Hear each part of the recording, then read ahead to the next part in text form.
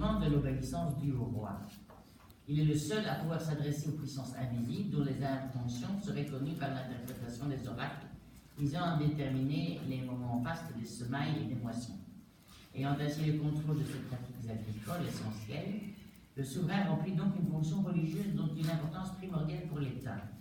Une fonction ambiguë, car c'est également un être supérieur qui décrète à quel moment approprié le pouvoir doit passer d'une dynastie à l'autre. Par exemple, c'est ainsi que le transfert d'un mandat du ciel, donc on appelle ça le mandat du ciel quand on passe le mandat d'un empereur à un autre, résultant du renversement des Chang par les Tsu, fut considéré comme un événement à la fois militaire et religieux. Voilà. Donc à un moment donné, les Chang ont décrété que c'était les Tsu qui prendraient la suite de la succession de la dynastie. C'était leur généalogie à eux qui allait poursuivre le règne sur la Chine. Et donc, voilà, tout ça par ce pouvoir qu'ils ont sur la pratique agricole, bien sûr. Donc, la dynastie Chang fut remplacée vers 1100 avant Jésus-Christ par les Tsu. Vous voyez, vous pourrez trouver sous cette forme-là aussi Chéou, sans que cette révolution de palais influençât l'activité des ateliers. Donc, vous voyez que ce sont des dynasties qui se succèdent. Les empereurs se sont passés le flambeau, si je puis dire, mais les ateliers, là, ça reste le même style, même genre. Ici, par exemple, on a une faïence rouge, décorée au badigeon et incrustée de pâte de verre de l'époque Tsu. Mais dès l'an 771, les sécessions féodales se succèdent jusqu'en 206, année de l'avènement du premier des Han, qui s'appelle Qing. Voilà. On a vu les Chang, on a vu les Tsu, et on voit les Tolé. À la fin de la période Tsu, plusieurs indices supplémentaires quant à l'évolution de la Chine sont déjà perceptibles. Il y a tout d'abord les signes avant-coureurs d'une démographie galopante. Ça, c'est un point qui va rester fondamental pour la Chine, dont la menace se précise avec l'introduction du fer en 500 avant notre ère. Donc 500 avant notre ère, on passe de l'âge du bronze à l'âge du fer.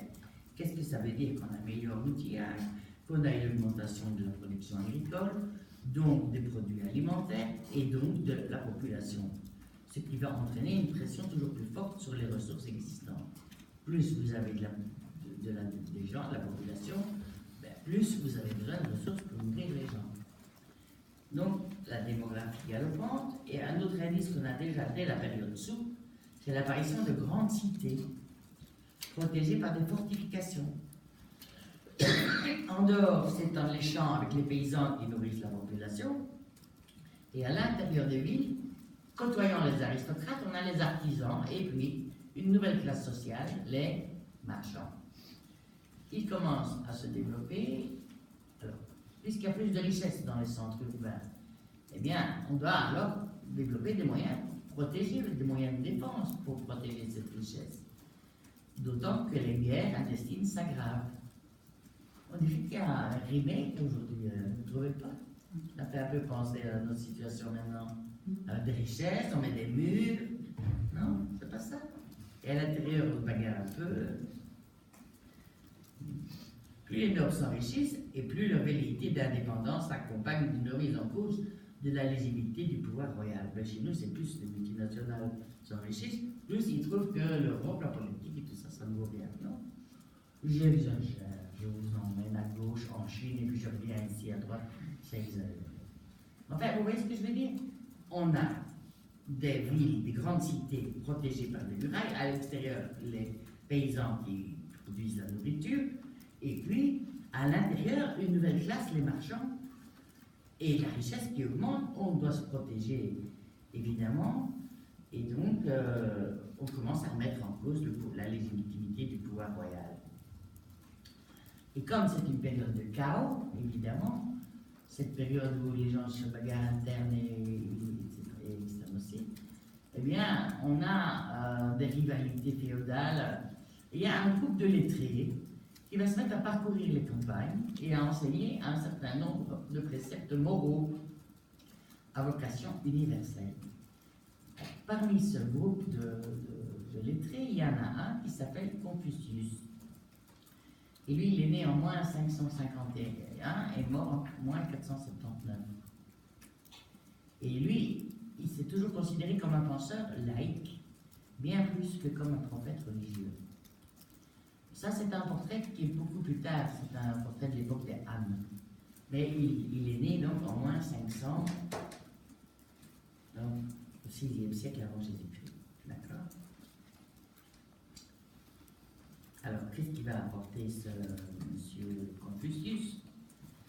Eh bien, il essaie de remettre à l'honneur dans la classe dirigeante les vertus d'intégrité et de désintéressement. Sa philosophie privilégie l'organisation sociale, le sens commun, donc les choses collectives, et les connaissances pratiques. Il se fait avant tout le champion de l'ordre social, dont le modèle lui est fourni par la famille, avec sa structure hiérarchique et ses rapports de déférence entre générations. Qu'est-ce que ça veut dire, déférence? On passe le pouvoir. Un respect poussé au paroxysme. Voilà, un respect poussé au paroxysme, une belle définition. Donc, je disais quoi? Je disais que Confucius avait pris comme modèle la famille, qui est un modèle extrêmement hiérarchique pour l'État. Et donc, les vertus, c'est intégrité, désintéressement, la plus grande utilité publique d'abord, et point, c'est tout. Et donc, pour la bonne marche du gouvernement, Confucius met l'accent sur la loyauté, le sens des convenances et la conservation des documents officiels. La stabilité dont a fait preuve la Chine durant les millénaires s'est ainsi appuyée sur la culture d'une élite administrative formée à la morale confucéenne. Donc ça, c'est vraiment à travers le passage de Zhang Chu, Qi, Han, Tang, Song, Yuan, Ming, Qi, à travers toutes ces centaines et centaines d'années, qu'est-ce qui a permis que quelque chose se maintienne chaque fois? Les fonctionnaires. Les fonctionnaires ne sont pas nécessairement très nombreux. Donc, une élite administrative formée à la morale confucéenne qui a survécu aux dynasties impériales successives en maintenant le pays solidement arrimé aux valeurs et aux coutumes traditionnelles. Donc, les choses se confirment chaque fois. On a un peuple qui est traditionnaliste, qui est extrêmement maintenant intégrité. Je me rappelle quand il y a eu les Jeux Olympiques, les sportifs avaient demandé où est-ce qu'on met nos effets précieux, les montres et tout ça. Ça avait extrêmement choqué parce que c'est même pas imaginable qu'on vole, vous voyez, dans des vestiaires ou des choses comme ça. C'était vraiment très inimaginable. Donc ces valeurs confucéennes, elles impriment vraiment les sociétés, pas seulement la Chine, aussi le Japon. Donc, élite administrative formée à la morale confucéenne qui a survécu à la dynastie impériale. Ça va? Donc, la famille, structure hiérarchique, avec des rapports de quoi? Quel type de rapport? Entre les générations? De déférence. Je trouve ce mot-là. Alors, bon, il y a toute une série de livres confucéens qui sont connus aujourd'hui, par exemple, sous le titre de 13 classiques confucéens. Il y a le Shouling, le livre de documents. Mais dans tous ces bouquins, il y a par exemple, on peut trouver l'importance du vêtement pour le bon accomplissement des rites. Selon la coutume du royaume Sou, l'habillement rituel auquel s'ajoute nombre d'accessoires divers est considéré comme absolument nécessaire à la perpétuation de l'ordre social et de sa hiérarchie légitime. Vous voyez, il n'est pas question que quelqu'un qui est mal né puisse porter tel vêtement, etc. Il faut que ça maintienne la hiérarchie. Comment est-ce qu'ils appellent ça? J'oublie toujours ce mot. Quelqu'un qui n'est pas noble. Voilà. Il ne faut pas qu'il y ait un roturier maintenant. C'est possible ça, vous voyez.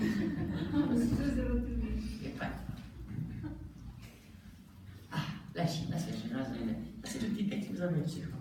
Les grandes naissances au deuxième livre, puis là, dans le livre jaune. C'est au troisième siècle que la dynastie Qin créa une Chine politique, intellectuelle et militaire, en défendant notamment le nord du pays par la construction de la Grande Muraille, longue de 4000 km, entre les années 100 et 200 après Jésus. Voilà. On a la Grande Muraille de Chine, vous avez bien entendu parler de la Grande Muraille de Chine. C'est Ségolène Royal qui avait évoqué la bravitude sur la Muraille de Chine. Non, ça veut dire quoi? L'empereur de Qi a voulu probablement changer une ancienne tradition qui était. Vous savez qu'on a beaucoup de peuples anciens qui enterraient auprès d'eux ce qu'ils risquaient d'avoir besoin dans l'au-delà. Bon, ça c'est sûr, c'était pas. C'était le Seigneur, évidemment, le plus placé. On a beaucoup de peuples qui enterrent leurs femmes avec eux, des choses comme ça. Et là, elle a carrément mis toute une armée, mais au lieu de que ce soit des vraies personnes, il a fait faire des statues. C'est qui ça? C'est sur l'empereur de Qi. Et donc, on a trouvé des milliers et des milliers de statues. Il y a encore des kilomètres comment dire,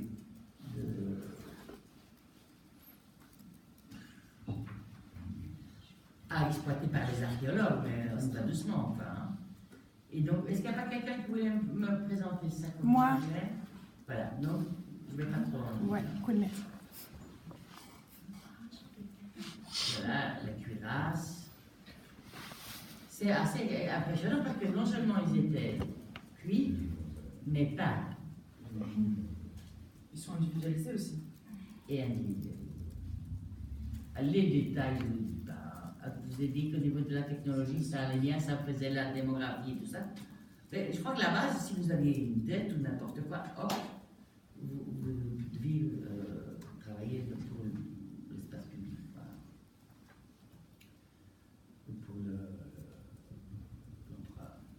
Et donc, ils ont même reconstitué les arbalètes et des systèmes extrêmement ingénieux pour avoir de la puissance et des choses comme ça. Voilà, les chaussures, tout est tellement. Ça, c'est le dessin d'une botte. Tout est tellement. Comment dire.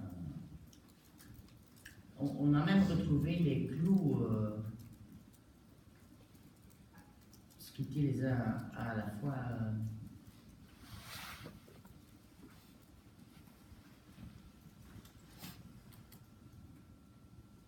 Voilà, donc ça, c'est une armure plus tardive, à l'époque manchoue. Mais vous voyez qu'elle n'a pas bougé par rapport à celle de l'époque des Qin. Qi.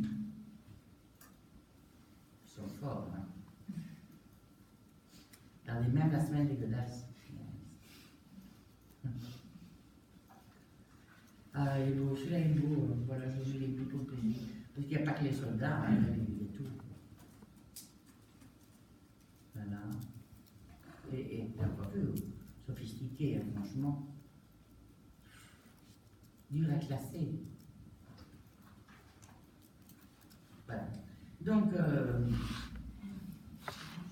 on dit chi, mais moi, comme ça c'est ki, je vous l'ai mis comme ça, hein, d'accord? J'ai dit ki, hein, je vous ai appris à dire ki. Tu t'es appris à dire quoi d'ailleurs? Jiangsu. Oh, mais c'est pas un bel ensemble ça, allez. Jiangsu Qi. Mieux.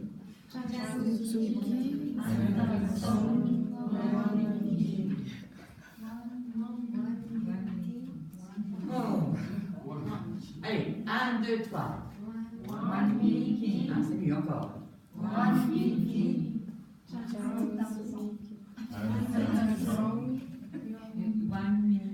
Ensemble, tout le monde. Non, on commence. Jiangsu Qin. Han Dai Song. Wan Yin Yin. C'est pas mal. Donc, la Grande Muraille, pour empêcher ces Mandchous de venir tout le temps, les Mongols, venir attaquer, évidemment. Des Han, ils sont déjà loin, là, avec leur garnison militaire. Tous les points jaunes, là, c'est les garnisons militaires. Et les points verts, c'est des États dépendants, tributaires, les points oranges. Voilà, jusqu'au passage du Tarim à l'ouest en Asie centrale. Ah, ils vont loin, regardez ici. Oh, là aussi. Voilà. Ah, on va les filer. Cette période qui s'achève en 220 après Jésus-Christ date des poteries des vases de bronze admirables. Qin apporta à la conduite de l'Empire des conceptions nouvelles favorables à la doctrine confucéenne qui n'admettait la représentation des dieux que par des symboles.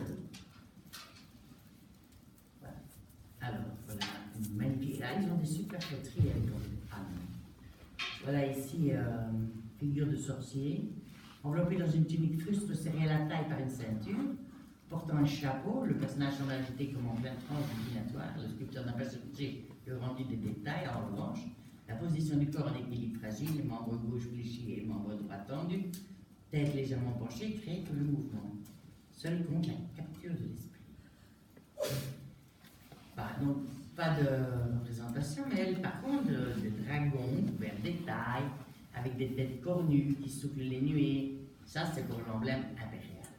Le phénix au corps de dragon qui porte une tête de faisan, symbole de l'immortalité et emblème de l'impératrice. L'impératrice, le faisan pour l'impératrice. La licorne, signe de perfection. Elle n'est pas jolie comme la nôtre, hein, je te la montrerai. Le glouton à la mâchoire énorme et limite des esprits malins. Voilà. Voilà une philosophie débouchant ainsi sur un univers concevable à l'homme exclué des abstractions primitives. L'art qui s'était jusque-là manifesté par des combinaisons linéaires se tournait vers la nature. Voilà, je vous ai trouvé un dragon ici, la tête couverte d'écailles, dont la tête tournée souffle les nuées. Ça, c'est l'emblème impérial. Donc, le dragon chinois fut introduit au Vietnam à partir de la domination des Han, mais leur représentation fut rare. Les Viettes, refusant de cet apport étranger à leur culture, adoptèrent l'éléphant comme totem. Voilà le phénix. Oui, le faisan, symbole de l'autorité impériale. Là, le phénix. La licorne, oui, moi je lis. Alors, c'est un animal doux et aimable avec un corps de cerf, une queue de bœuf et une corne unique. Parfois, c'est un bois de cerf. La corne est enveloppée de chair. Vous savez, comme celle des girafes. Je ne sais pas si vous avez déjà vu les deux petits corps de girafes. Il y a de la chair autour. Symbole de sagesse et non armée. Elle lui permet de séparer les justes de ceux qui ont quelque chose à s'en reprocher. Il a des sabots fondus ou 5 doigts. Alors ça, c'est une girafe ramenée d'Afrique en 1414 par Zénéé, accueillie par l'empereur comme un Kilin, témoignage de son bon gouvernement. Donc on l'appelait Kilin. Elle a été peinte par Chengdu, artiste de la cour des Ming. Vous avez pas dit que le faisan, ça représentait l'impératrice? C'était le faisan ou le phénix? Le Le phénix, c'est l'immortalité. l'impératrice aussi. Ouais. Donc, et le faisan, non, il fait quoi? C'est sa tête. Disons retenez que c'est sous forme de symbole qu'on peut. Là, ici, les arcs d'or formant un fou indiquent la capacité de distinguer le bien du mal. Et la hache, c'est le symbole du courage et de la résolution. Voilà, un magnifique petit cheval de l'époque de Anne.